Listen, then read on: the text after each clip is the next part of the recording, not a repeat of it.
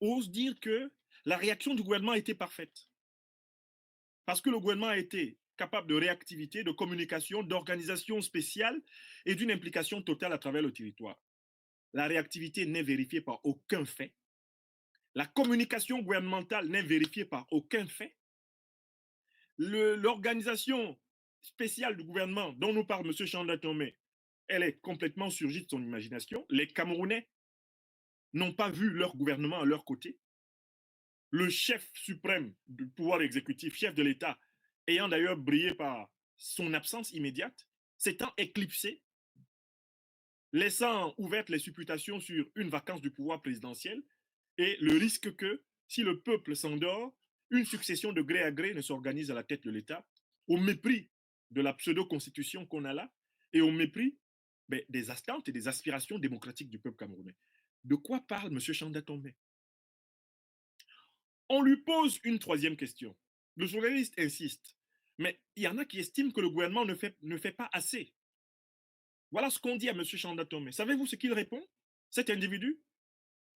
Je le cite, j'ai noté la phrase. Il ne faut pas trop demander aux anges, ni soumettre le bon Dieu à toutes les conditionnalités. C'est ça sa réponse. Hein. Chanda nous dit donc que, et c'est ce que sa métaphore nous apprend, les ministres de Biya sont des anges. Et Chanda nous dit qu'au Cameroun, Paul Biya est le bon Dieu. Est-ce que tout le monde a compris ça? Chanda répond en disant qu'il ne faut pas trop demander aux anges. Ainsi, les anges, ce sont donc les membres du gouvernement. Et Chanda continue en disant ni soumettre le bon Dieu à toutes les conditionnalités. J'espère que vous avez compris que pour Chanda, le bon Dieu au Cameroun, c'est Paul Biya. Est-ce que vous pensez très sérieusement qu'on peut prendre au sérieux quelqu'un qui se dit intellectuel et qui assimile des ministres à des anges et qui assimile un président de facto comme Biya et qui ose l'assimiler au bon Dieu? Ne rejoint-on pas ici par cette métaphore de Chanda Tomé la fameuse affirmation publique d'un autre individu reptilien comme ce Chanda Tomé, le professeur, entre guillemets, Jacques Famendongo, qui a dit « Nous, ministres de Paul Biya, nous sommes les créatures de Paul Biya ». Ne rejoint-on pas ici exactement la terminologie de Famendongo parlant de Biya comme étant le créateur et parlant des collaborateurs et de tout ce qui court après ce régime corrompu, violent, mensonger, illégitime et illégal, comme étant donc des créatures? Chanda Tomé nous informe qu'il est une créature. Il est une créature de Paul Biya. Voilà des choses que nous disions il y a 20 ans, il y a 15 ans, de ce Chanda Tomé. Et certains d'entre ceux qui nous écoutent aujourd'hui, très clairement, ne nous ont pas cru. Ils ont cru que ce Chanda Tomé représentait à un moment donné les intérêts au moins d'une partie du peuple camerounais. Certains ont même cru que ce Chanda Tomé pouvait incarner ce qu'on croyait pouvoir défendre à l'époque comme étant les intérêts d'une soi-disant ethnie bamileke, fabriquée par son imagination et l'imagination de l'État néocolonial comme concept repoussoir pour bloquer systématiquement la démocratisation, l'État de droit, la méritocratie, l'excellence pour tous au Cameroun.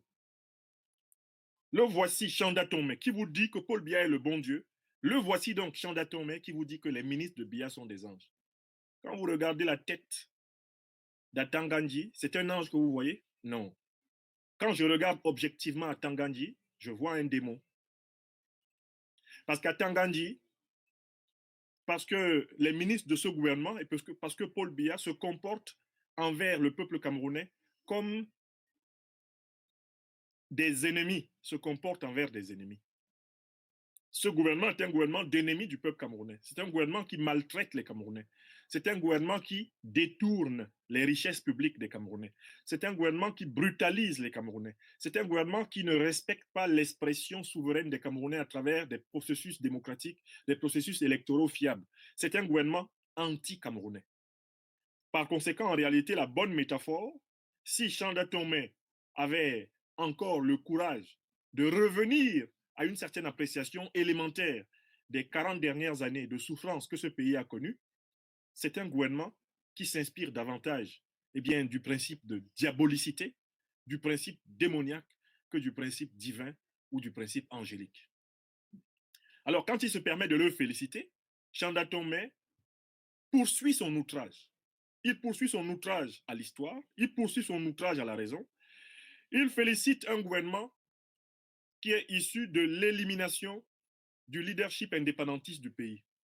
Entre 1955 et 1971, la puissance coloniale française a veillé à assassiner tout le directoire de la société politique camerounaise qui voulait l'indépendance réelle du pays. Monsieur Ahidjo et son parti, l'UNC, Monsieur Biya, qui travaillait avec Monsieur Ahidjo depuis 1961, ont collaboré avec les Français pour éliminer le véritable leadership indépendantiste camerounais. Et ils se sont occupés pendant la période de 1955 au moins jusqu'à 1971 à massacrer environ 1 million de Camerounais qui s'étaient solidarisés autour du mouvement souverainiste, autonomiste, du mouvement progressiste de l'Union des populations du Cameroun. Donc, il y a des gens qui veulent entretenir au Cameroun l'absence de conscience historique et de mémoire historique. Ce sont ces gens-là qui pensent qu'il faudrait même s'asseoir là pour commencer à faire une comparaison. Ouais, Ahidjo était mieux, Paul Biya était pire. Non! Ahidjo et Paul Biya, c'est le même régime politique. Ahidjo a gouverné le Cameroun après avoir bénéficié d'une guerre, une guerre sanglante organisée par la puissance coloniale française contre le peuple camerounais. Et Ahidjo a parachevé cette guerre en coupant, en tranchant des têtes d'environ 1 million de Camerounais. Et il a ordonné personnellement l'exécution publique du dernier grand chef indépendantiste camerounais, le professeur Ernest Ouandié, le 15 janvier 1971 à Bafoussam. Il l'a fait. Il a gouverné un Cameroun qui a été fait de 2 ou 3 millions d'habitants, avec des moyens nouveaux. Il a certes jeté les bases de ce qu'on a appelé l'État camerounais moderne, mais vous voyez très bien que cet État-là était un État raté dès le départ, parce que c'était un État essentiellement consacré à vendre les matières premières du Cameroun moins chères à l'étranger et à acheter des produits finis pour les consommer. Un État néocolonial. Biya est arrivé et il a aggravé ce qu'Ahidjo avait fait. Cette fois-ci, parce que la population avait augmenté et que le modèle politique n'avait pas changé, les aspirations démocratiques du pays avaient augmenté et Biya a en réalité truqué le multipartisme pour continuer jusqu'à ce jour le système du parti unique. Il y a, mesdames et messieurs, une continuité historique et logique entre le régime UNC de M. Amadou Babatoura Ahidjo et le régime RDPC de M. Biya. Bien sûr qu'il y a des nuances et des différences internes à l'intérieur de cette continuité, mais c'est le même régime. C'est un régime installé par la puissance coloniale française au détriment du peuple camerounais. C'est ce régime qui est là. Et quand des individus comme Chanda Tomé viennent nous dire que Paul Biya n'a pas pris le pouvoir dans le sang, eh bien, nous allons faire profession de rafraîchir la mémoire aux jeunes Camerounais. Les jeunes Camerounais qui lisent des interviews comme ça dans la presse pourraient y croire si nous n'étions pas là pour remettre les choses à leur place. Maintenant, on passe à la quatrième question qu'on pose à Chanda Tomé. On lui dit justement, venons-en. Et on sent que ça, c'était le but de l'interview. Chanda est venu faire cette sortie spécialement pour s'attaquer au président Maurice Kamto, s'attaquer à l'initiative Survie Cameroun Survival Initiative. Il est spécialement venu s'attaquer à cela. Toute l'interview n'avait pour but que d'arriver à ce point paroxystique pour porter les stockades contre ce qui concentre aujourd'hui l'espoir et la détermination du peuple camerounais à s'assumer lui-même. On lui dit, voilà, justement, il y a une affaire qui oppose le MINAT avec le MRC. Qu'est-ce que vous en pensez? Chanda commence par dire que l'intention du président Maurice Kamto en lançant cette initiative de solidarité était certes noble, mais il y a eu ratage de procédure, il y a eu ratage légal, ratage administratif du MRC. Donc Chanda estime que le président Maurice Kamto est passé à côté de la procédure administrative, de la procédure judiciaire. Le président Maurice Kamto a lancé littéralement l'initiative SCSI à côté des normes de fonctionnement d'une société supposément moderne et démocratique comme celle du Cameroun. Et d'ailleurs, il donne raison à M. Atanganji, il donne raison au Premier ministre, Dion Gouté, contre le président élu Maurice Kamto, parce qu'il estime que eux, ils ont demandé que soient respectés les textes, à savoir la loi de 1983 régissant les appels aux dons, alors que le président Maurice Kamto et ses compagnons ont piétiné les textes, à savoir la loi de 1983 régissant les appels à la générosité et le décret d'application de cette loi qui daterait celui-là de 1985. Alors là, il nous faut répondre quand même à M. Chanda Tongme, qui a raté la procédure. Chanda Tongme fait semblant de ne pas constater que le fait premier, c'est l'incapacité avérée jusqu'à ce jour du gouvernement camerounais à protéger le peuple camerounais contre la pandémie du Covid. C'est parce qu'il y a eu un vide politique dans une situation exceptionnelle, une situation de catastrophe, que le président Maurice Kamto, président élu, celui qui a réellement gagné l'élection du 7 octobre 2018, a pris l'initiative d'inviter son peuple à se défendre lui-même, à se protéger lui-même et à se solidariser. Chanda Tongme n'a même pas l'honnêteté intellectuelle de constater le vide. Le président déserteur de facto, Biya, tombe en brousse. Le Premier ministre et ses ministres passent leur temps sur Twitter et à faire des discours. Et qu'est-ce qu'ils ont mobilisé au total comme fonds pour aider les Camerounais à faire face à cette période? Là où dans d'autres pays, c'est 1200 milliards, c'est 1500 milliards, c'est 1800 milliards qui ont été mobilisés en Afrique pour faire face à cette situation. Savez-vous combien? Combien le gouvernement a mobilisé? Un fonds de solidarité dans lequel il a versé la somme d'1 milliard de francs CFA. 1 milliard de francs CFA divisé par 25 millions à peu près de Camerounais, ça faisait exactement 40 francs CFA que le gouvernement était prêt à dépenser pour chaque Camerounais et le protéger du Covid-19. Qui peut être protégé du Covid-19 avec 40 francs CFA? Est-ce qu'avec 40 francs CFA par personne, un gouvernement peut dire je protège ma population d'une pandémie d'une telle importance? C'est devant précisément l'échec, l'absence, le vide de l'action politique gouvernementale face à une pandémie qui, quant à elle, avance et a commencé à tuer des Camerounais, a commencé à endeuiller les familles et menace d'une hécatombe le pays tout entier, c'est devant tout cela que le président Maurice Kamto a pris l'initiative. C'est là qu'il a pris l'initiative d'appeler le peuple camerounais abandonné à lui-même, à se rassembler comme un seul homme et à se donner les moyens, ne serait-ce que de parer au plus pressé. Alors, le raisonnement de Chanda Tongme néglige cet abandon du peuple camerounais. Nulle part dans l'interview, Chanda Tongme n'évoque le misérable milliard de francs CFA mobilisé par le gouvernement de M. Biya, de M. Dion Gouté pour tous les Camerounais, soit 40 francs CFA par personne. Et il vient nous dire qu'il aurait fallu que le président Maurice Kamto aille demander l'autorisation à M. Atanganji de lancer un fonds de solidarité du peuple camerounais, alors que le gouvernement avait abandonné le peuple camerounais sans solidarité. Mais qui peut se prévaloir de ses propres turpitudes quand un gouvernement est incapable d'assumer ses fonctions régaliennes et qui plus est un gouvernement illégitime et illégal, qui n'a pas gagné les élections? Lorsque le leader de l'opposition, qui est par ailleurs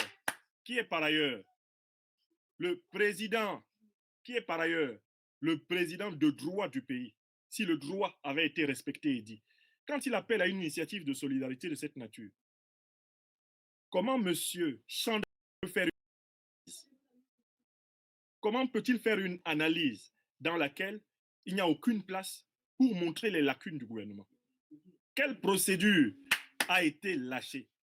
Quelle procédure a été ratée? Quelle procédure a été contournée? Quelle procédure a été méprisée dès lors que le gouvernement est absent, que le gouvernement a abandonné la population? Mieux encore,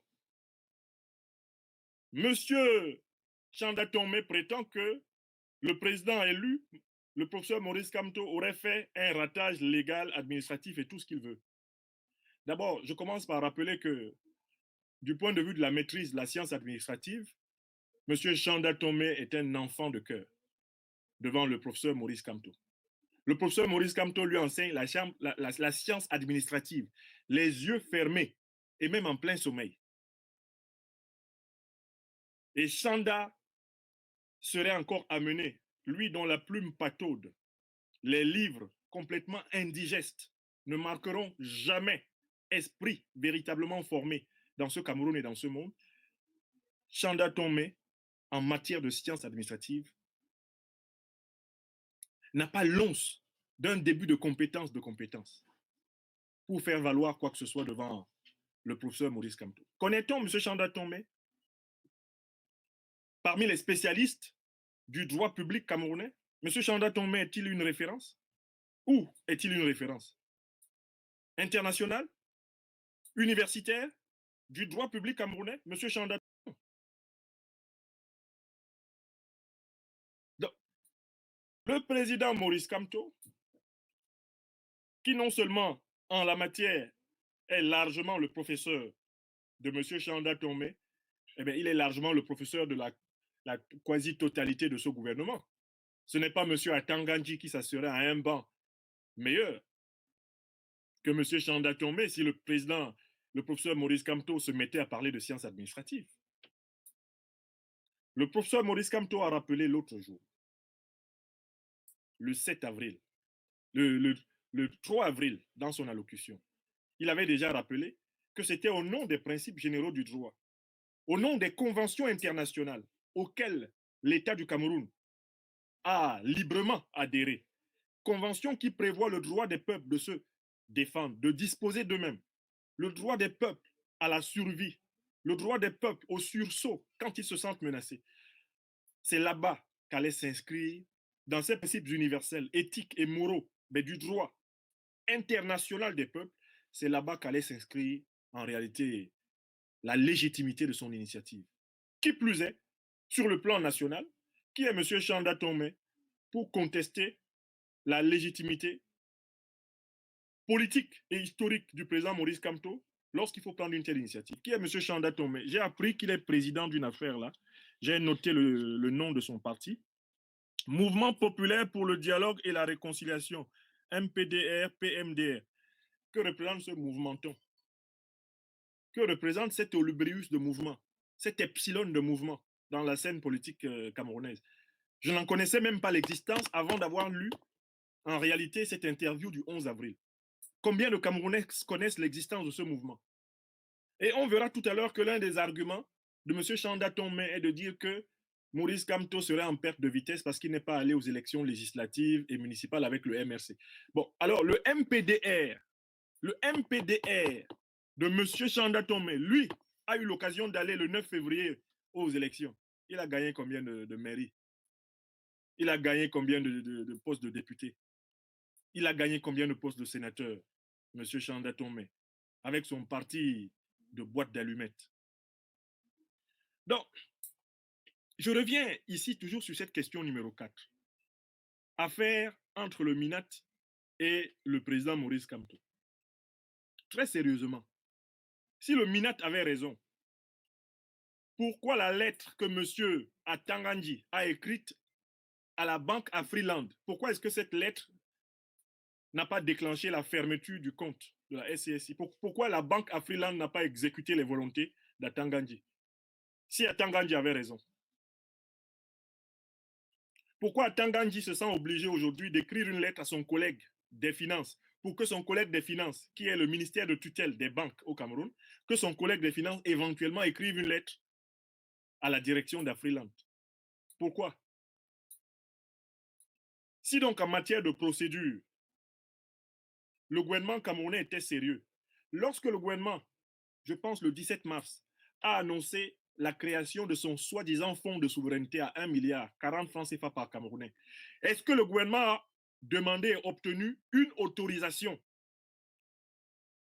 conformément à la loi de 1983? Est-ce que le gouvernement est allé voir M. Atangandji pour lui dire, délivrez-nous une autorisation de créer vu la catastrophe sanitaire qui menace le pays, un fonds de solidarité. Le gouvernement n'a pas demandé d'autorisation. Le gouvernement a créé un fonds de solidarité parce qu'il voulait parer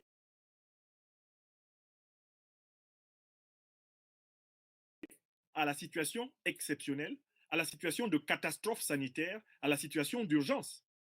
Le gouvernement a appliqué le principe que le président et le professeur Maurice Kamto nous a si bien rappelé récemment, selon lequel nécessité fait loi. Oui, si je suis assailli ici par un individu qui vient m'étrangler, je ne vais pas passer d'abord mon temps à passer un coup de fil, je ne sais pas, au commissariat en ville, à la préfecture de police, ou je ne sais à quel juge ou avocat. Je vais d'abord me défendre. Car en réalité, ma légitime défense, elle fait loi, puisque je suis contraint et je suis menacé de mort. C'est la situation du peuple camerounais face au Covid-19. Donc le gouvernement, qui a pris acte du fait que nécessité fait loi, a lancé, parce que le voleur, c'est un gouvernement corrompu. Le président Maurice Kamto, se basant sur le même principe utilisé par le gouvernement, à savoir le principe selon lequel la nécessité fait loi, a lancé une initiative à laquelle le peuple camerounais est en train d'adhérer massivement. Nous sommes en train d'aller vers le million d'euros plein. Nous y parviendrons. Ce fonds est en marche. Il est à 600 000 euros. Déjà, il est déjà à 600 000 euros. Et il ira décrescendo. Je crois que ce fonds débordera 1 million d'euros dans les prochains jours et semaines. D'autant plus que, comme je le disais tantôt, quand on a un peu, on donne. Quand on a beaucoup, on donne.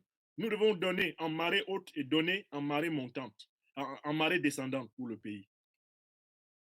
J'ai donné, je vais redonner, je vais redonner, je vais redonner. Et vous tous qui m'écoutez, donnez, redonnez, redonnez. Nous devons relever le défi. Nous devons montrer à la face du monde que le peuple camerounais, quand il a confiance en ses dirigeants, est prêt à tous les sacrifices. Nous devons montrer à la face du monde que le peuple camerounais se souvient que la plus grande des réussites d'un peuple dans l'histoire, c'est de se prendre en charge lui-même, de s'assumer lui-même. Et que la respectabilité d'un peuple dans l'histoire de cette planète, dans l'histoire de cette espèce, sa respectabilité est inscrite dans la mémoire des siècles quand il s'assume, quand il se prend en charge, quand il s'autogère, quand il s'autodétermine. Le peuple camerounais sait que cette initiative, lancée par le président élu Maurice Kamto, a une signification métaphysique, spirituelle profonde pour lui. Parce que ce peuple, à travers cette initiative, est en train de démontrer à Paul Biya, au RDPC et à toute la bande de malhonnêtes, de corrompus, de monstres de cette engeance, que nous pouvons vivre sans eux, que nous savons vivre sans eux et que nous allons vivre sans eux. Et que beaucoup d'entre nous ont appris depuis plusieurs décennies à vivre sans eux. Nous sommes très nombreux, filles et fils du Cameroun à travers le monde, qui n'avons plus rien demandé à l'État du Cameroun depuis au moins 40 ans, 30 ans, certains 40 ans. Moi, ça fait au moins 30 ans que je n'ai rien demandé, je ne dois plus rien à l'État du Cameroun. Je ne lui demande rien. Mais l'État du Cameroun bénéficie de ma générosité, puisque nous, des diasporas africaines, nous nous sommes substitués aux défaillances du système social, aux défaillances de la sécurité sociale, aux défaillances des assurances maladie, aux défaillances du système éducatif. C'est nous qui nous sommes substitués à l'État. Et si le pays est encore debout, c'est parce qu'il a une diaspora aussi formidable. Et que cette diaspora, involontairement, a fait les affaires de la dictature en sauvant et en tenant à bout de bras des familles qui autrement auraient disparu depuis très longtemps. Nous allons donc montrer, et nous allons continuer à montrer, assemblés autour du président Maurice Kamto, nous allons montrer à M. Biya et à son engeance et à sa clique que leur existence est un épiphénomène pour le peuple camerounais. Le peuple camerounais peut entièrement se réorganiser et vivre sans ce régime. Et c'est ce qu'il va faire. Donc, vraiment, sur le quatrième point, la mauvaise foi de Chanda Tomé est absolument affligeante. À aucun moment, il ne prend acte de la nullité comparée des réponses du gouvernement camerounais à la menace du Covid-19 par rapport aux réponses que d'autres gouvernements ont données. Il évoque le fait que le gouvernement aurait mieux réagi que certains pays européens. Quel pays européen a mobilisé uniquement 1 milliard dans un fonds de solidarité? Quel pays européen a mobilisé uniquement 1 milliard de francs CFA dans un fonds de solidarité dans cette crise? Chanda Tomé est un effroyable menteur, en plus d'être sans doute un ignorant persistant et chronique.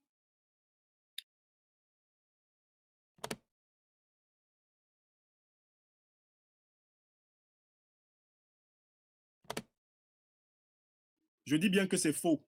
La preuve, notre quête, nos contributions sont en train d'être faites. Atangandji n'est pas d'accord, mais nous contribuons. Si Atangandji était un obstacle pour que nos contributions se poursuivent, elle s'arrêterait. Le fait prouve le droit. Si nous sommes capables de contribuer à cet instant précis, si tu prends ta carte bancaire, ma soeur, tu prends ta carte bancaire, mon frère, tu vas sur Cameroun, sur Survie Cameroun, Survival, tu cotises, ça va entrer. Tu donnes, ça va entrer. Si ce qu'Atangandji disait était vrai, eh bien, nous ne serions pas capables de continuer d'abonder le fonds. Vous pensez que le compte bancaire qui accueille cet argent n'est pas un compte bancaire légal? Il est parfaitement légal. Les transactions bancaires qui sont faites par les Camerounais des 4 coins du monde, du Cameroun et à l'extérieur, et qui aujourd'hui sont en train de monter vers 1 million d'euros. Vous pensez que ces transactions ne sont pas des transactions légales? Elles sont parfaitement légales. Le compte de la SCSI à Freeland, est-ce que c'est un compte illégal? Il est parfaitement légal. Si la banque a ouvert le compte, c'est que les conditions légales étaient réunies. Et la SCSI est basée ici en France. Vous pensez que la République française autoriserait un compte bancaire à recevoir ces dons si ces dons ne faisaient pas partie du cadre légal de la République française et du cadre légal international? Mais que représente Atangandji, un homme qui a été interdit de mettre les pieds aux États-Unis pour faire de voyoucratie? Que représente-t-il? Atangandji est un futur prisonnier de la République du Cameroun parce qu'il s'agit d'un fossoyeur des libertés des Camerounais. Il sera jugé comme tel, arrêté, jugé et condamné comme tel. Et je vous ai dit que cet individu a trempé, par ailleurs, dans beaucoup d'assassinats ciblés.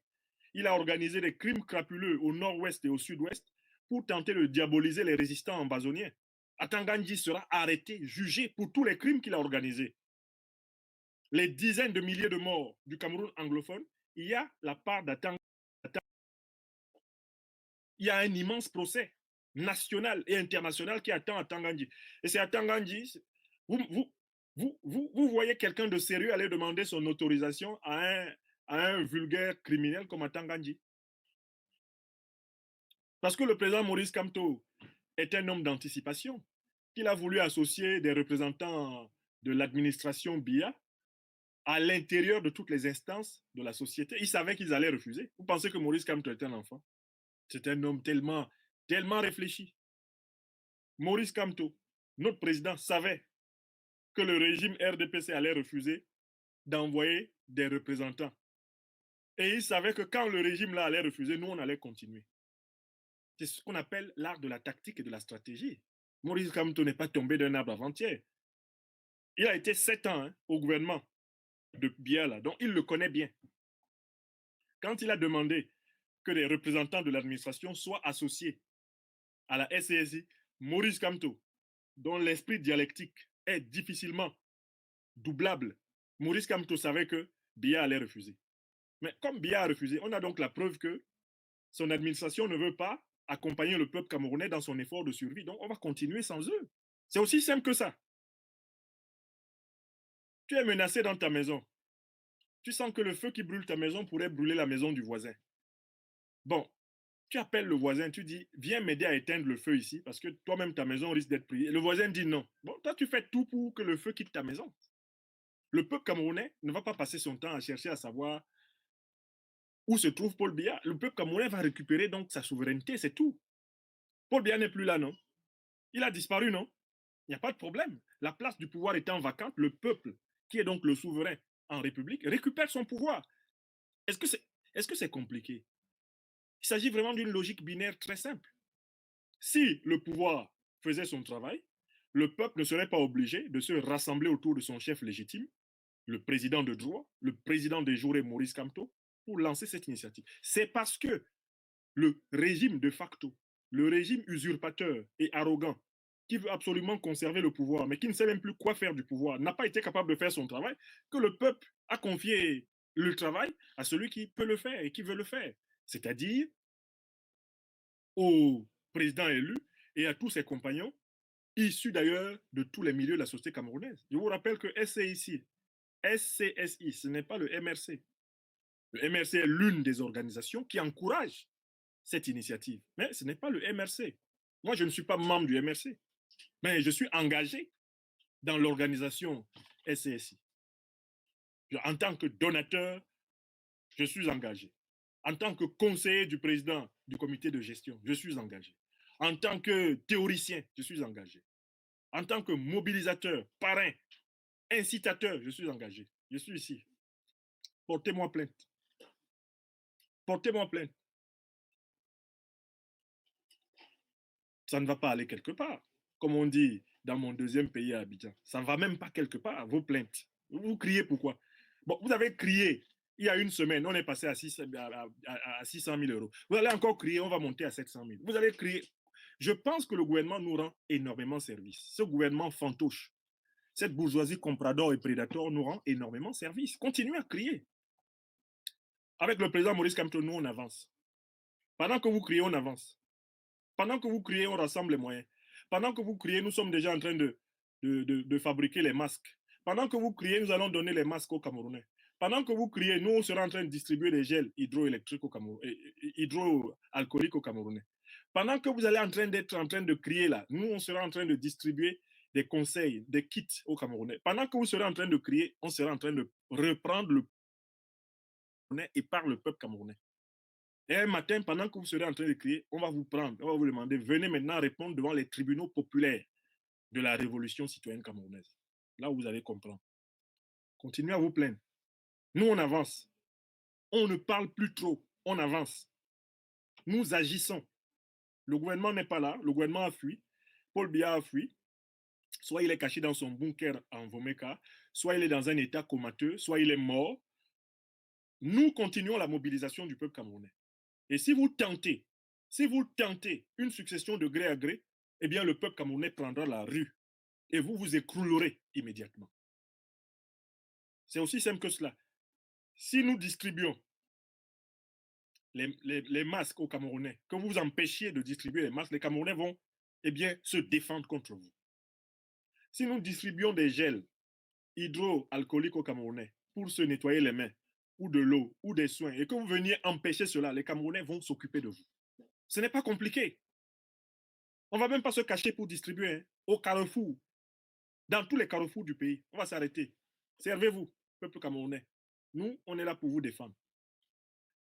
Vous ne voulez pas, vous allez donc donner à cette population. Comme ça, la population va avoir peut-être grâce à notre action avec le président, la population va donc avoir droit au moins, chaque individu aura au moins 5 masques. Parce que quand la SCSI sera en train de distribuer, enfin le gouvernement va se réveiller, il va aussi distribuer. Voilà, c'est ce qu'on veut. Donc les Camerounais vont avoir, là où ils risquaient de n'avoir qu'un seul masque par personne, ils vont en avoir 5 par personne. Voilà ce que nous voulons. La prospérité du peuple camerounais, on va vous y forcer. Nous allons vous y forcer. Donc, le fonds de souveraineté du gouvernement n'a pas été autorisé par Atanganji.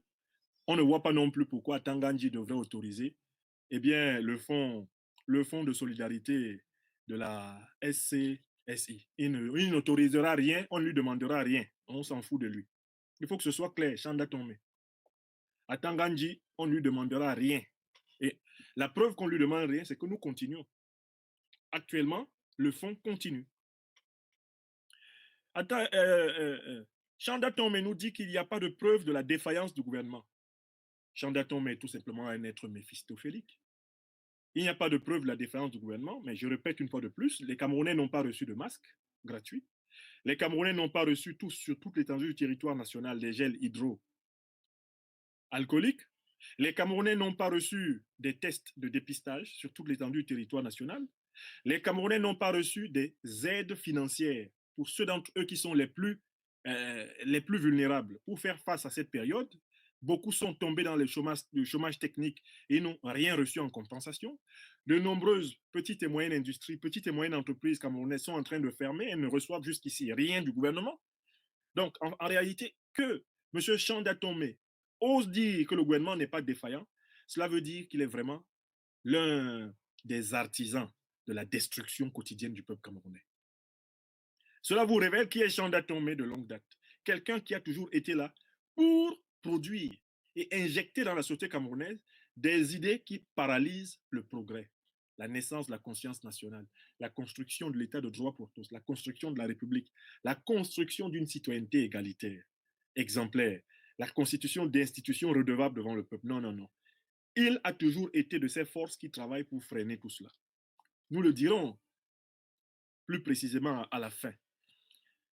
Alors, il y a une cinquième question qui est posée à M. Chanda Tomé, à savoir pourquoi donc le leadership rassemblé autour du président Maurice Kamto, pourquoi est-ce que le leadership s'engouffre dans ce problème du Covid-19? Et puis, l'explication que donne M. Chanda Tomé est vraiment ahurissante. Il dit que c'est parce que le président Maurice Kamto et ses partisans sont en réalité à court d'idées après l'échec de leur double boycott législatif et municipal. Et que justement, maintenant qu'ils n'ont pas du tout d'élus, ils n'ont pas de mairie, ils n'ont pas de députés, ils n'ont pas de sénateurs, le président Maurice Kamto, le MRC, puis toute l'opposition rassemblée autour de lui, saute sur la première occasion pour exister. Donc, instrumentaliserait en quelque sorte le Covid pour exister. Voilà ce que dit Chanda Tomé. Et donc, nous lui faisons la réponse suivante. Monsieur Chanda, vous, avec votre partiton, votre micro-parti, ou votre micro-particule de parti, qui s'appelle le MPDR, indiquez-nous combien de mairies vous avez gagné. Combien de députés vous avez gagné, puisque le MRC n'y est pas allé, donc il y avait de la place. Combien de sénateurs vous avez gagné, monsieur Tomé, avec votre micro-partiton, votre Olibrius, votre Epsilon, votre insignifiance de groupuscule? Vous avez gagné quoi? D'autre part, monsieur Tomé, vous vous prévalez d'avoir étudié les sciences politiques. Quel est le taux de participation des Camerounais aux dernières soi-disant élections législatives et municipales? Monsieur Tomé, pouvez nous dire? Les observateurs internationaux ont dit que même dans Yaoundé, la fameuse ville qui respire et le Cameroun vit selon Biya, c'était 15%. 15%.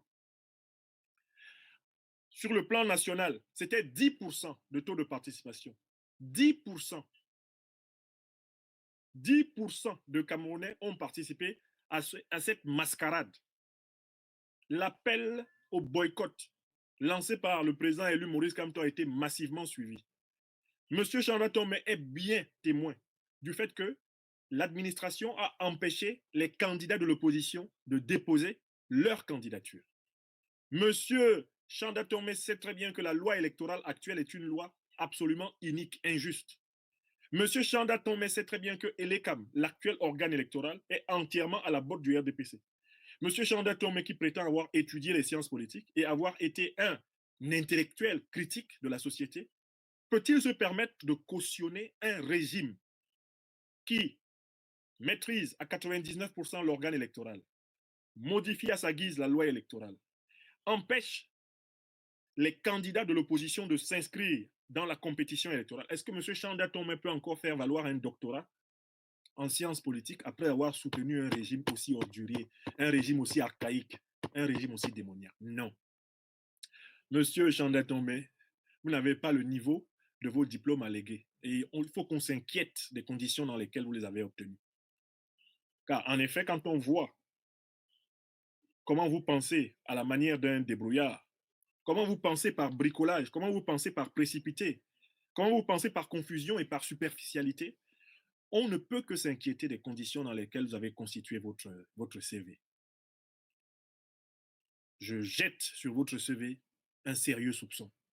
Il y a un très grave problème de substantialité, M. Chanda Tomé.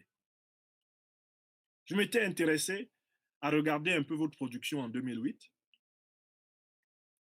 à l'époque de la polémique qui nous avait opposés par journaux interposés. Et j'avais été frappé de constater qu'un jour, à l'Harmattan, vous aviez publié 10 livres. 10 livres, en un seul coup, 10 livres. J'ai été chercher regardez à la bibliothèque d'exposition de l'Harmattan à Paris, les livres en question, des minuscules opuscules de 30-40 pages chacun, de 25 pages, qui sont en fait des ramassis de précipités, de pensées, où les analyses sont aussi superficielles que le personnage est boursouflé. C'est ça qu'il a étalé dans plusieurs livres. Il a publié 10 livres en une journée. Une vraie blague. Donc, ce personnage-là, je comprends pourquoi j'avais découvert qu'il était superficiel déjà à cette époque. Son analyse de l'arnaque, son analyse de l'injustice, de l'absence de transparence, qui sont au cœur du régime UNC-RDPC, son analyse est nulle. Elle est inexistante dans cette interview. Il parle des élections du 9 février comme s'il s'agissait d'élections démocratiques, dans un état de droit. Comme si Elekam, la loi électorale, le régime Biya, ne s'était pas reproduit à la tête de l'État du Cameroun par la tricherie, le mensonge, la barbarie, l'exploitation des différences ethniques, leur instrumentalisation, la haine entretenue contre les Camerounais pour les paralyser et les empêcher de voir l'intérêt général. C'est de ce régime que nous parle aujourd'hui Chanda Tomé en disant « je le félicite, c'est parfait, etc. » Bien sûr, à 60 ans passés, comme il n'a pas été ministre, je crois que cet individu essaye ainsi de naviguer, de nager pour avoir, tel le vieux nègre de Ferdinand Oyono, eh bien, sa médaille. Il cherche à finir une carrière de louvoyant, de loufoque, une carrière de zigzagant, une carrière de faux fileur. Il cherche à la finir comme ministrion de cette république tropicale infecte que nous avons vomi depuis nos 18 ans. Et on en vient à la 6e question qui est posée à M. Chanda Tomé. Qu'est-ce qu'il pense de l'absence du président de la République? Chanda Tomé nous dit que l'absence de M. Biya est quelque chose de normal. Que dans ce pays, l'expérience a montré que M. Biya a toujours gouverné de cette façon et que ça marche très bien. Et que pour sa part, ce qu'il observe, c'est que le Premier ministre est au travail, les ministres sont au travail, le pays est parfaitement gouverné, il n'y a pas de problème, et qu'il ne comprend pas l'acharnement d'un certain nombre de Camerounais contre quelqu'un comme Paul-Éric Kingé, un Paul-Éric Kingé qui est présenté comme ayant eu une posture noble et comme méritant la considération et l'admiration du peuple camerounais. Chanda Tomé dit que c'est vraiment désolant que des gens aient injurié Paul-Éric Kingé. Bon, peut-être que parmi les gens qui ont injurié Paul-Éric Kingé, il me compte. Or, moi, je ne fais pas partie de ceux qui ont injurié Paul-Éric Kingé, je fais partie de ceux qui l'ont décrit. Et je rappelle les 3 points de la psychologie de Paul-Éric Kingé. J'ai dit que le premier point, Paul-Éric Kingé est esclave de l'argent. Et je pense que sur ce point, il est parfaitement dépendant du même veau d'or que M. Chanda Tomé, qui est en réalité un mercenaire. C'est un mercenaire. Ce sont des gens qui changent d'avis au gré de l'évolution de leur clientèle. Ça, c'est le premier point de la psychologie de Paul-Éric Kingé. D'autant plus que, et je le rappelle, ce Paul-Éric Kingé m'a dit à moi, Franklin Nyamsiwa Cameroun, dans mon téléphone que voici, que lui, il en veut au président élu Maurice Kamto, parce que quand eux, ils étaient en prison, le président Kamto avait de l'argent et ne lui donnait pas de l'argent. Et que depuis que lui marche avec le président Kamto ne lui a pas donné de l'argent. Que c'est ça le fond de son problème. Paul-Éric Kingé me l'a dit dans mon téléphone que voici. Et il s'en souvient. Alors, je lui ai fait l'objection suivante. Si tu t'es engagé en politique pour que Maurice Kamto te donne de l'argent, ça veut dire que, au fond, la cause du peuple camerounais n'est jamais ce qui t'a motivé depuis le temps que j'entendais parler de toi et c'est décevant. Deuxième point de la description de la psychologie de M. Paul-Éric Kingé. Et je suis sûr que cette psychologie-là correspond parfaitement aussi à Chanda Tomé. C'est un individu cyclotimique, c'est-à-dire qui est d'humeur extrêmement variable et malléable. il peut passer du rire, du fou rire, à des pleurs abondants, accompagnés de spasmes et de suffocation. En 5 minutes, Paul-Éric King peut rigoler aux larmes, tout comme il peut pleurer jusqu'à avoir des spasmes et des suffocations. Donc c'est un individu bipolaire. J'avais souligné que cette bipolarité, il l'avait en partage avec un autre trublion du tribalisme d'opposition, Patrice Ngana. Je l'avais dit, ce sont des descriptions, ce ne sont pas des injures. À propos de Paul-Éric King, qui était une description, j'ai dit que cet homme a toujours été un agent double parce qu'il considère que celui qui a l'argent, celui qui a beaucoup d'argent a raison.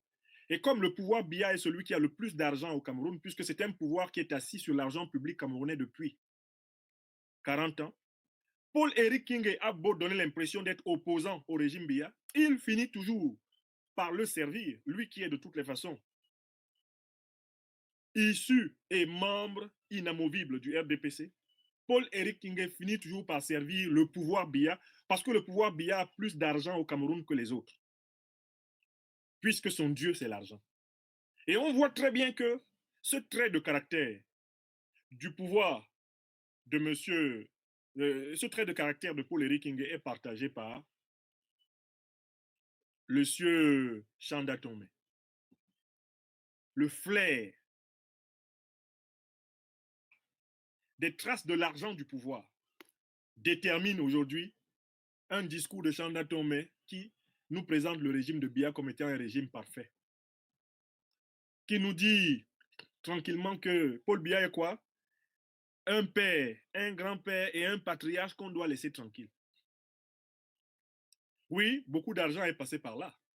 Quand on connaît le mode de fonctionnement de M. Tomé et qu'on voit ce qu'il dit à propos du cas de M. Yves Michel Fourceau, emprisonné par le régime Biya dans une affaire de corruption, évacué médicalement par le régime Biya aux frais du contribuable camerounais à 90 millions de nos francs publics avec l'applaudissement de M. Chanda Tomé.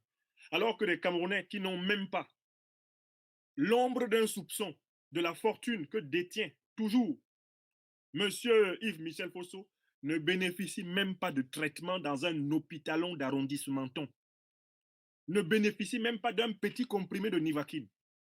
Chanda Tomé, qui prétend être un intellectuel républicain, soutient une telle privilégiature pour quelqu'un qui a été accusé de détournement de l'argent public. Il soutient cela, alors que de l'autre côté, le pauvre peuple camerounais abandonné devant le Covid-19, Chanda Tomé trouve normal qu'on l'abandonne.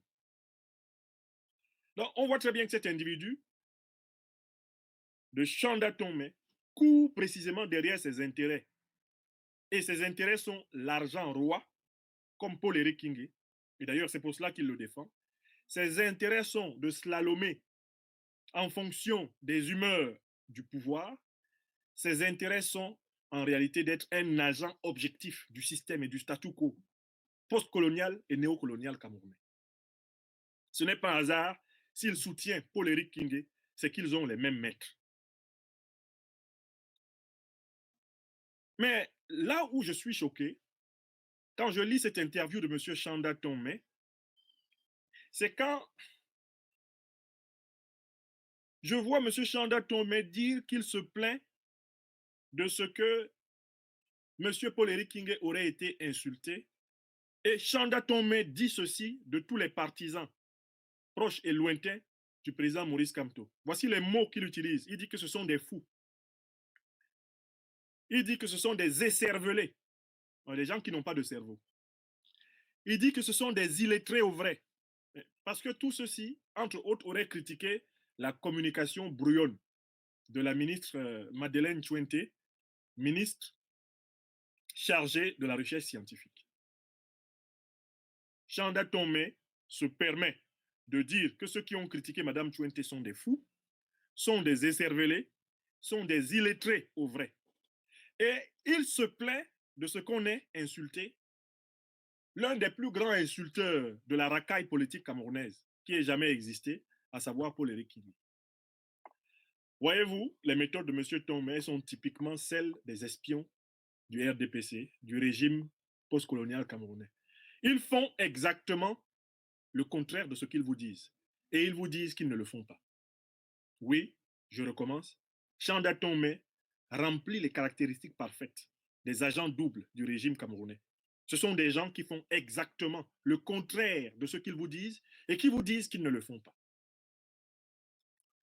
Les fous, les écervelés, les illettrés dont parle donc M. Chanda Tomé, eh bien, ils lui répondent à travers ma voix pour lui dire, M. Chanda Tomé, à l'échelle des lettres et de la connaissance, moi, au Cameroun, vous m'êtes élève.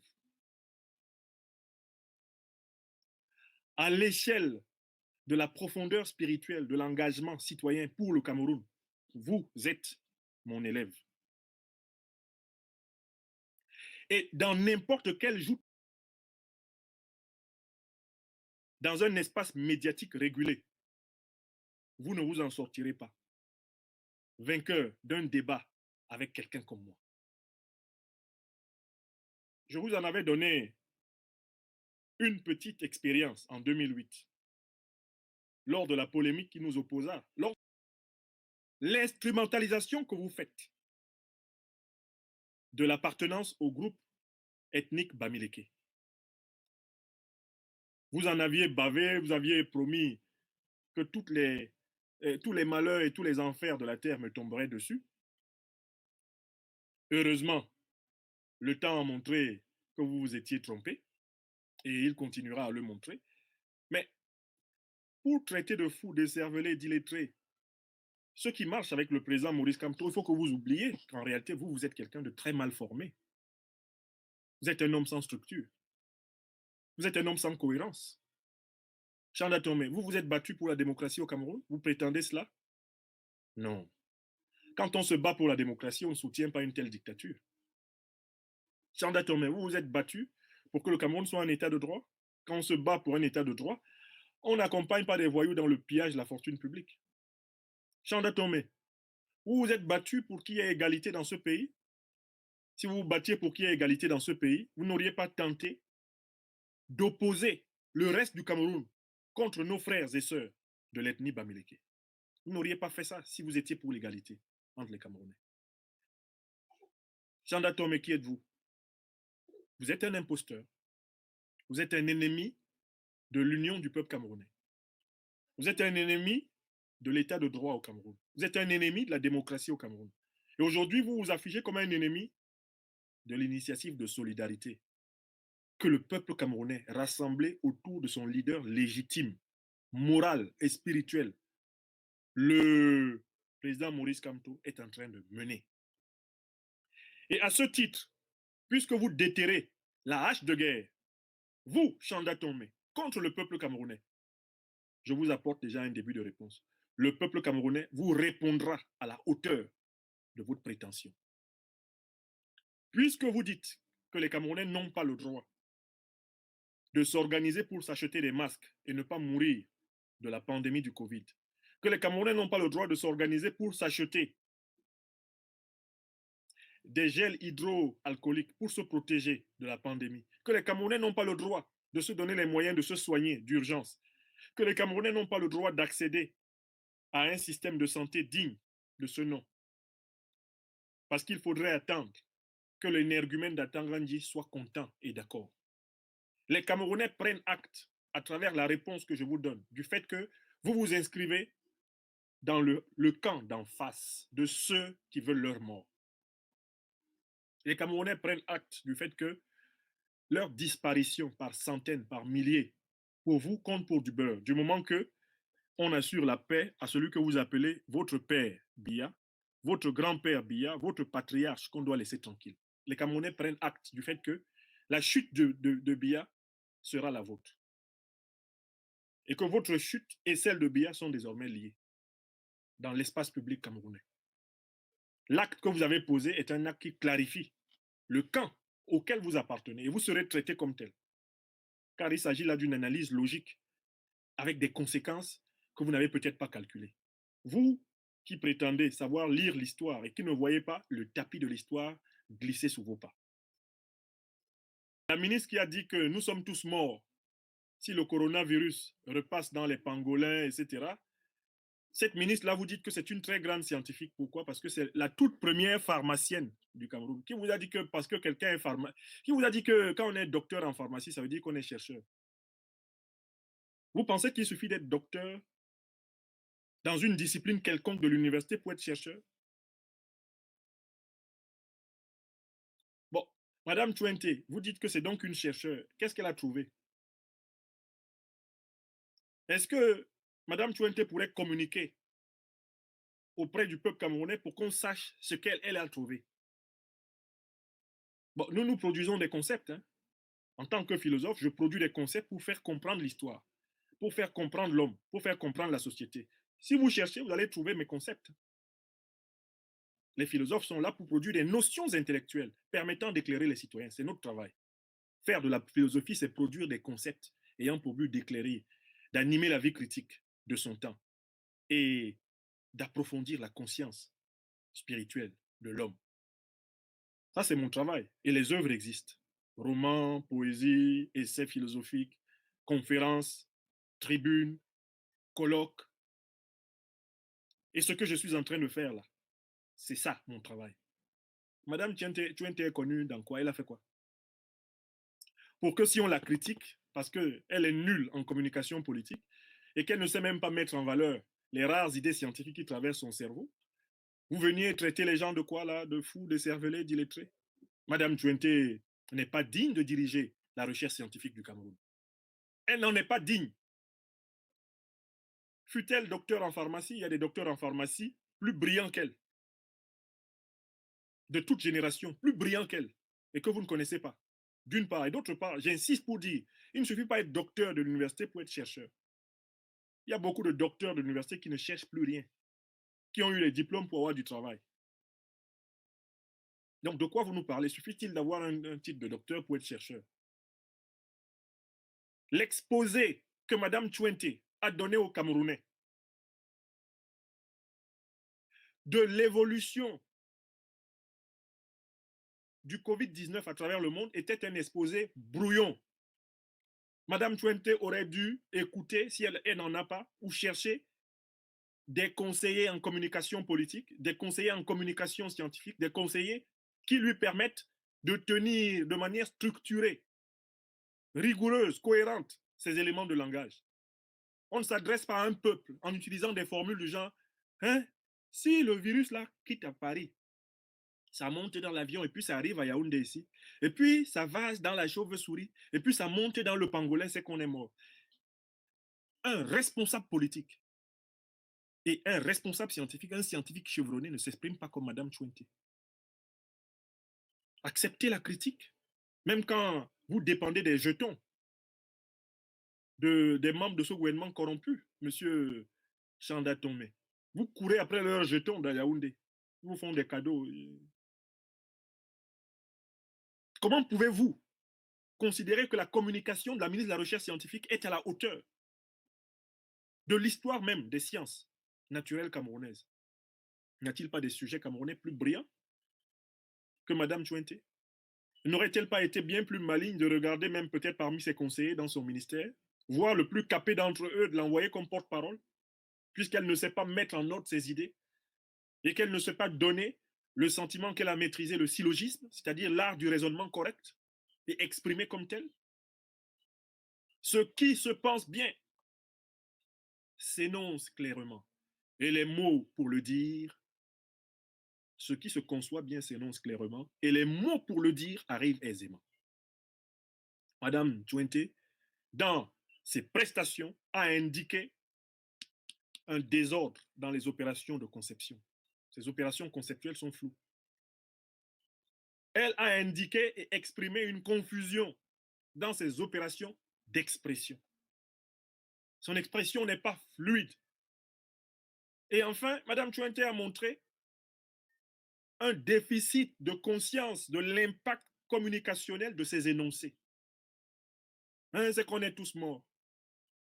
Je prends une autre formule qu'elle a utilisée qui est incroyable. Vraiment, il faut qu'on laisse un peu ces animaux-là tranquilles. Un peu, hein.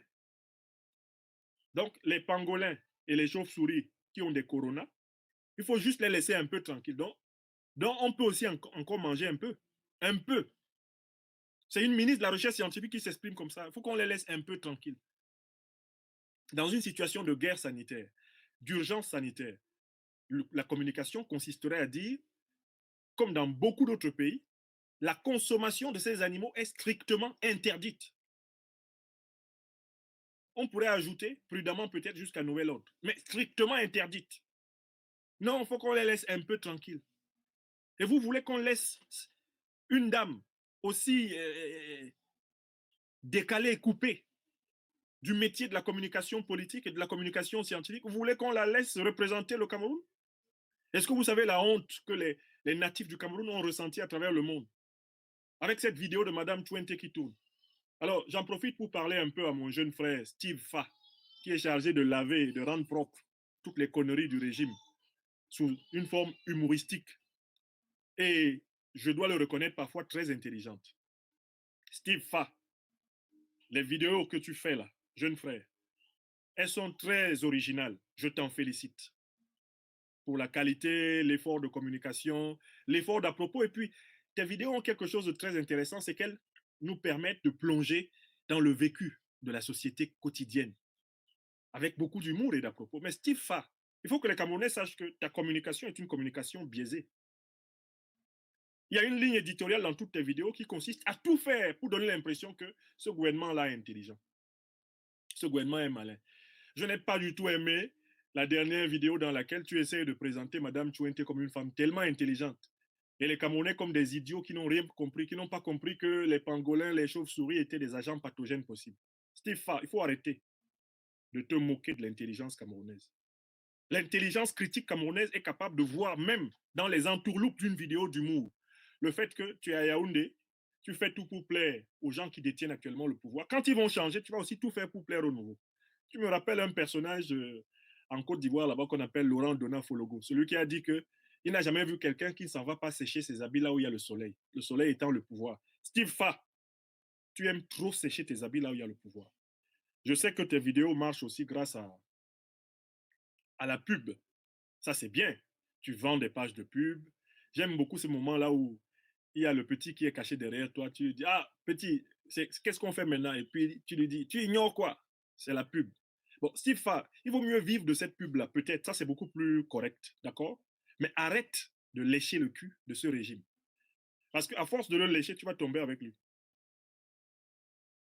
Derrière beaucoup des vidéos que tu fais, jeune frère, il y a la volonté de faire passer ce gouvernement pour le plus intelligent des gouvernements d'Afrique et du monde. Et faire passer tous ceux qui le critiquent pour des rigolos et des gens ridicules. Tu arrêtes ça tout de suite. Parce que je suis en train de révéler aux gens. Je vois le succès formidable que tes vidéos ont. Vraiment, je ne t'envie pas. Je ne suis pas contre. J'aimerais que tu gagnes vraiment bien ta vie. Et je te félicite pour l'originalité de ton concept. Steve Fa officiel. Je t'en félicite vraiment. Tu vois, donc mon analyse, elle est en pour et contre. Mais il faut arrêter d'avoir comme ligne éditoriale, au fond de tes vidéos, la légitimation de l'armée, même quand elle tue les Camerounais, la légitimation du pouvoir, même quand il y a des ministres complètement incompétents, comme Madeleine Chouente, qui communiquent mal et à propos de ce qu'ils savent mal, il faut arrêter de les faire passer finalement comme pour les gens intelligents. Tu vas sur Internet, tu trouves un reportage quelconque qui a été fait, un documentaire qui a été fait sur une chaîne à l'autre bout du monde. Tu prends des bribes, tu colles ça avec ce que a dit Madame Chouente et tu essaies de présenter Madame Chouente pour une personne intelligente que les Camerounais n'ont pas compris. Voilà ce qui nourrit eh bien, des logiques comme celle de Chanda Tomé, qui lui aussi vient traiter les Camerounais de fous, de cervelés, d'illettrés. Qu'est-ce que Madame Chouente nous a appris qu'on ne savait pas? Est-ce par Madame Chouente que nous avons appris que les chauves-souris, les pangolins et que plusieurs animaux étaient susceptibles de porter des agents pathogènes et de les transmettre à l'homme? C'est Madame Chouente qui nous a appris ça. Autant nous dire que c'est elle qui nous a appris que quand la pluie tombe, elle descend du ciel pour toucher la terre. Qu'est-ce qu'on a appris en l'écoutant cette dame? On a appris qu'à la tête de la recherche scientifique camerounaise, on avait une personne incompétente. Voilà ce qu'on a appris. Allez le lui dire. Allez le lui dire qu'elle retourne dans sa pharmacie. Si elle n'a pas perdu d'ailleurs la main de son métier de pharmacien pour rentrer dans les complaisances de ces gens-là qui, ils ont des diplômes, mais ils ne font plus de recherche, ils ne travaillent plus, ils ne lisent plus rien. Ils sont encroutés là. Leurs derniers travaux, c'est les travaux des étudiants. Et puis, il y en a pas mal là qui sont assis là à Yaoundé. Ils ne font aucun travail. Ils ont des ordres de thésards, d'étudiants qui écrivent les masters, et puis ils pompent dedans pour publier dans les revues. Des revues complaisantes qui leur permettent de donner l'impression qu'ils sont actifs alors qu'ils sont en train de faire travailler leurs petits nègres. Donc, je tenais quand même à dire ça à des gens comme Steve Fa, dont je me suis tout de suite rappelé que c'est l'un de ceux qui sont les sous-marins de la communication du RDPC, hein, toujours en train de vouloir rattraper les crimes, les fautes, les manquements du pouvoir en utilisant de l'humour et de l'ironie contre l'opposition. Bon, de temps en temps, il en utilise contre le pouvoir, hein, mais pas trop. Parce que Steve Fa, il sait où il mange. Il faut avoir le courage, hein, de préparer l'avenir. Vous savez ce que c'est que préparer l'avenir? C'est savoir que ce régime est une étoile éteinte. Le régime de Biya s'en va. Le régime de Biya que vous voyez là, c'est une étoile éteinte. Vous savez, en astronomie, il est démontré que quand vous voyez la lumière d'une étoile, en fait, elle est morte depuis très longtemps. Biya que vous voyez là, c'est une étoile éteinte. Et tout son régime. Vous qui êtes comme Chandaton, mais en train de monter, descendre, de tout faire pour vous accrocher à ce régime, vous allez tomber avec lui. Et j'ai toujours dit que quand ce régime tombera, le plus important pour le peuple camerounais, c'est d'être du bon côté. Parce que ce régime ne doit pas lui tomber dessus. Il doit tomber seul, sur lui-même. Et il faut l'aider à tomber dans la bonne direction. Steve Fa, c'est valable pour vous. Ce que je dis à monsieur Chanda Tomé. Mais je viens maintenant au dernier point de mon analyse.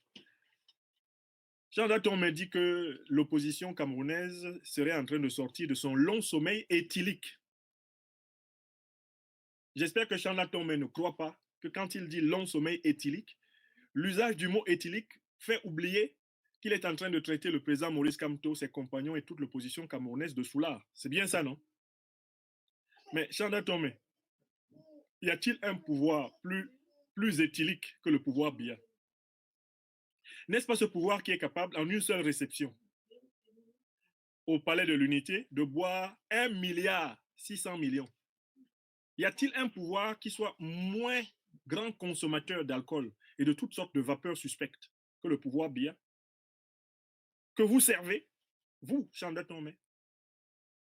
L'opposition serait dans un long sommeil éthylique, mais de quoi vous nourrissez-vous, vous, depuis longtemps? N'est-ce pas du vin, des pots de vin que ce pouvoir-là vous verse à travers ces différents maillons? N'est-ce pas comme une sangsue accrochée à quelques barons de ce pouvoir que vous avez bâti tout votre cheminement?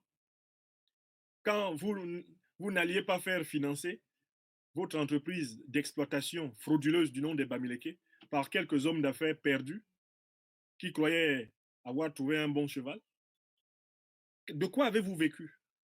Si ce n'est précisément de ce pouvoir éthylique, éthylogène, éthylophile, éthylocrate, un pouvoir alcoolisé, un pouvoir dont on dira toujours que l'un des plus grands records, ce sera d'avoir autorisé le plus grand nombre de tirer massivement les Camerounais et ainsi leur ravir leur souveraineté par la bière, le football, le sexe, l'argent facile, l'argent sale, les sectes contre-initiatiques.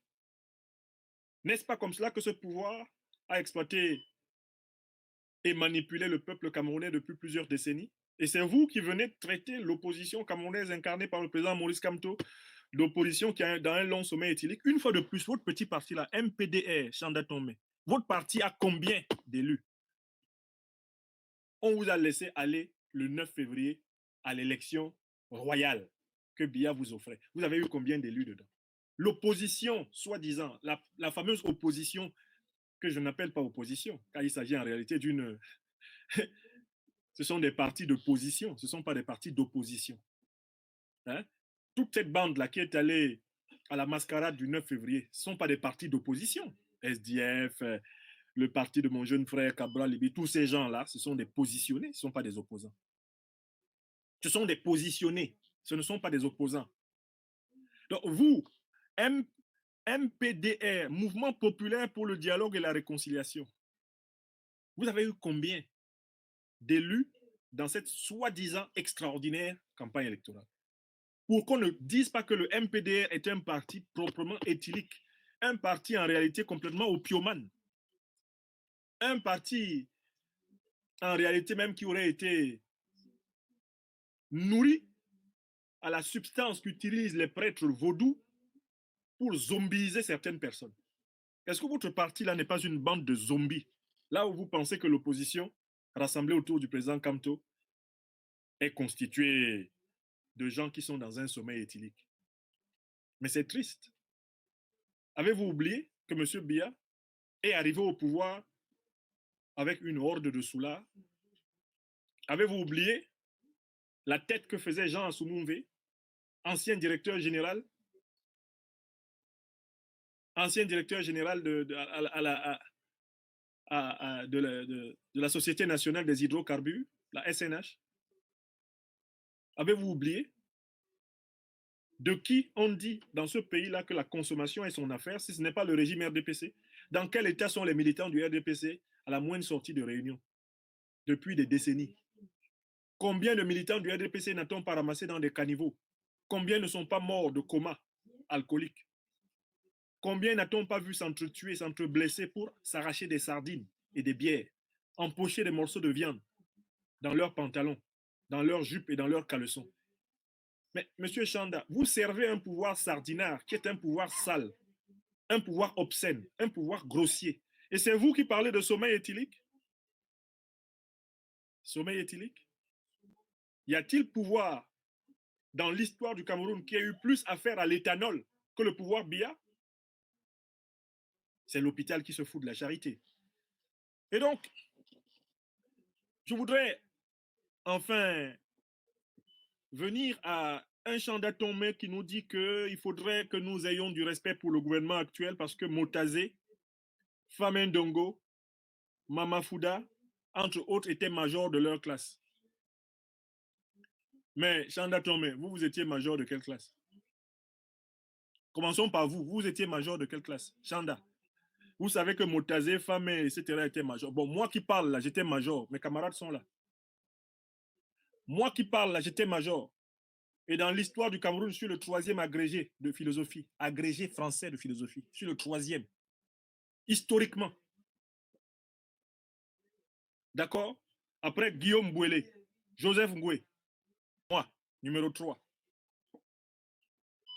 D'autres sont peut-être venus après entre-temps. OK? Donc, Chanda, vous avez été major où? Vous qui parlez là. Motazé, est-ce qu'il est connu au bataillon de la production intellectuelle au Cameroun? Il a été major à l'école. Il a produit quoi intellectuellement? Motazé a injecté quoi dans les sciences camerounaises? Les sciences humaines, la science politique, la théorie politique, la doctrine politique. Il a apporté quoi? Vous citez un autre là, Famen Dongo. Mais Famen Dongo a dit qu'il est une créature de Biya. Qu'est-ce que Famen Dongo a apporté? Famen Dongo, qu'est-ce qu'il aura donc apporté de décisif au peuple camerounais? Si ce n'est, en réalité, aggraver la domination et l'abomination. Famen Dongo n'est-il pas l'incarnation de l'intellectuel défait, de l'intellectuel déculotté, de l'intellectuel émasculé, de l'intellectuel dévirilisé? Famen Dongo n'est-il pas le modèle même de l'homme sans ses noyaux, pour utiliser une formule du quartier? Pour que vous veniez nous citer des ectoplasmes comme ça, des êtres fantomaux, des êtres sans consistance, des hommes qui ne peuvent pas regarder Paul Biya en face, dans les yeux, comme le président Kamto en est capable, comme moi, je suis capable. Il n'y a pas d'homme et il n'y a pas d'être humain sur cette terre que moi, Franklin Nyamsiwa Cameroun, je ne sois point capable de regarder dans les yeux.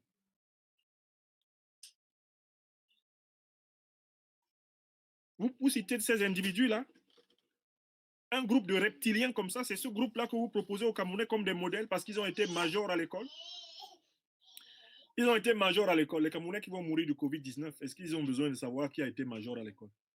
Et vous pensez que l'opposition, elle est faite de quoi? De tarés? Vous pensez que ceux qui marchent autour du président Maurice Kamto, là, les Christian Pendaye Koka, les Albert Njongan, c'est des tarés? Vraiment, donc les Alain Foguet n'étaient pas à l'école? Quand vous regardez un immense artiste comme Richard Bona, qui apporte son soutien à l'initiative de solidarité, vous savez faire quoi en musique? Quel musicien du RDPC auriez-vous à opposer à un tel patriote? Il y a qui? Voici Manu qui vient de partir, vous vous en êtes moqué en le traitant d'élite Sawa. Même pas élite camerounaise, même pas africaine, même pas mondiale de la musique. Qui s'est adjoint à vous? Qui s'est adjoint à votre initiative de solidarité? Où sont même les artistes sardinards là, auxquels vous avez l'habitude de faire appel en jetant des sardines et du pain par terre pour qu'ils ramassent pour arriver jusqu'à vous? Bon, donc il y a un vrai problème.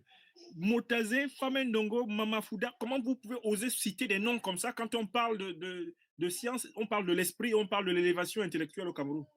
Mamafouda? Donc quelqu'un qui aurait donc de bons souvenirs parce qu'il était peut-être intéressant à l'école nationale d'administration, il était peut-être brillant au lycée. C'est ça que vous citez aux Camerounais aujourd'hui? Les Camerounais demandent, Mamafouda a produit quoi? Dans l'histoire de la pensée, dans l'activité, dans le débat public camerounais, il dépose quoi? Qu'est-ce qu'il injecte? Parce qu'un intellectuel, c'est quelqu'un qui produit des idées, qui produit des concepts, qui produit des notions. C'est quelqu'un qui épouse les combats de son siècle et est à la hauteur. Vous avez vu Mamafouda débattre avec qui? Est-ce que les ministres de Paul Biya supportent des débats intellectuels? Est-ce qu'ils font des débats intellectuels? Biya même, il a quel niveau? Lui aussi, il était major. Biya aussi était major. Il était major où? Biya, est-ce qu'il a un niveau intellectuel supérieur à notre président? Biya peut demander à Kamto de s'asseoir et de prendre des notes. Biya peut me demander, moi, là, de m'asseoir et prendre des notes. Il a eu quel diplôme que nous n'avons pas eu? Ici, là, en France. Allez, je vous parle, là, je suis en France. Biya a eu quel diplôme que je n'ai pas eu?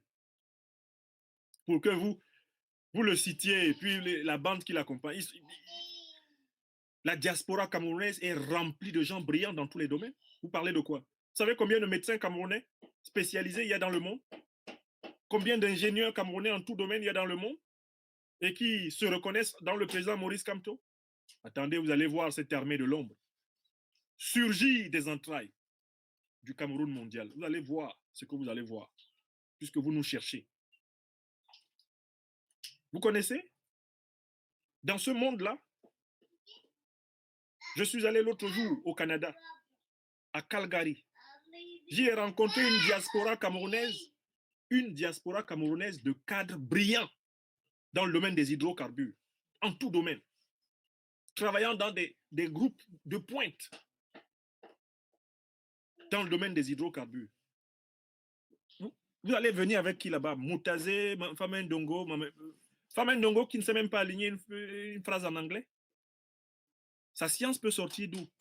De Mvorada pour arriver où? Famendongo. Quelqu'un qui ne sait même pas compter jusqu'à 20 en anglais.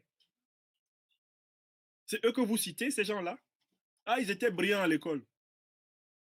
Une bonne partie de l'élite du régime Biya actuel a été fabriquée par la tricherie à l'ENA. Je recommence. Et vous me notez ça. Une bonne partie de l'élite administrative du régime Biya actuel a été fabriquée par la tricherie à l'ENA. L'ENAM, comme on l'appelle au Cameroun. D'ailleurs, on a vu comment les enfants de Biya étaient soudain devenus brillants pour réussir des concours.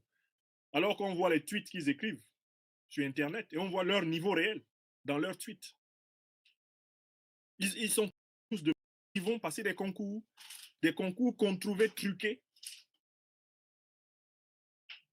Je dis bien l'essentiel de la hiérarchie administrative du Cameroun actuel est sorti d'une école où la tricherie est au principe même de sa fondation et de sa création.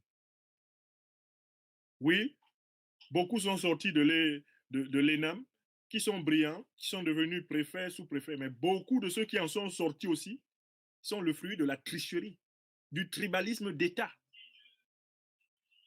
La tricherie, le soi-disant équilibre régional, la tricherie, la corruption, l'argent sale, le droit de cuissage. Moi, j'ai eu ma licence de philo à l'université de Yaoundé en 1993. Allez vérifier. J'ai refusé d'aller à l'école normale supérieure. Mes camarades sont là ou ils ne sont pas là. Qu'ils témoignent. Ma promotion, 1993, me connaît. Moi, j'ai refusé d'aller à l'école normale supérieure. Et nous sommes quelques-uns à avoir refusé d'y aller. Parce que cette école était devenue, comme la plupart des écoles d'État camerounaises, sous l'emprise d'une corruption, mais pas possible.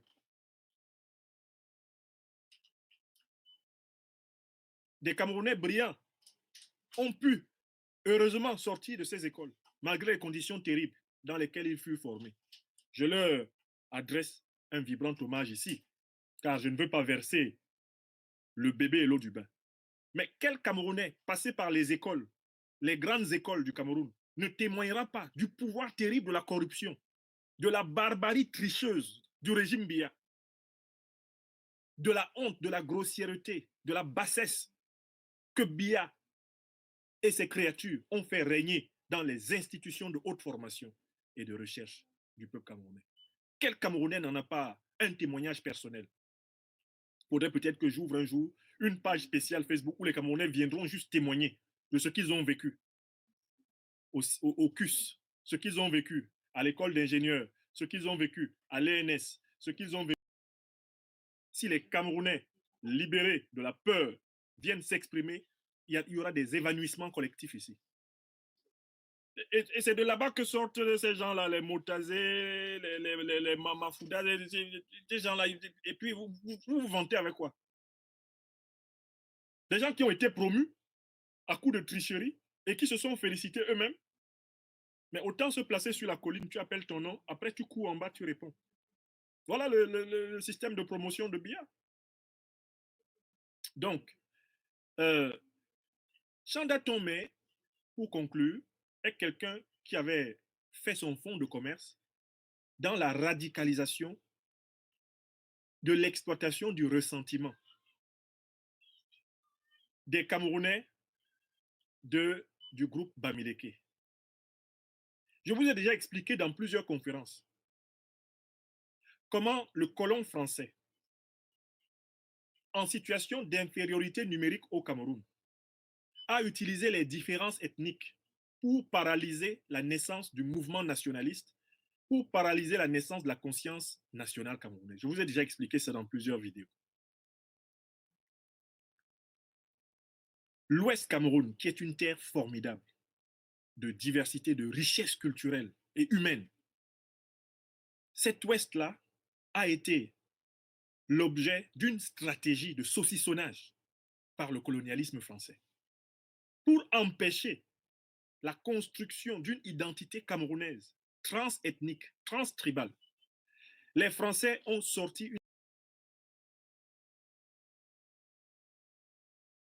une définition. Ils ont fabriqué un concept, le concept de Bamileke. Le colonel Lamberton a donné un contenu à ce concept. C'est des envahisseurs. Ils sont trop entrepreneurs, donc il faut faire attention à eux. S'ils sont quelque part, c'est eux qui vont rapidement vous envahir. Ils sont fourbes, c'est des tricheurs.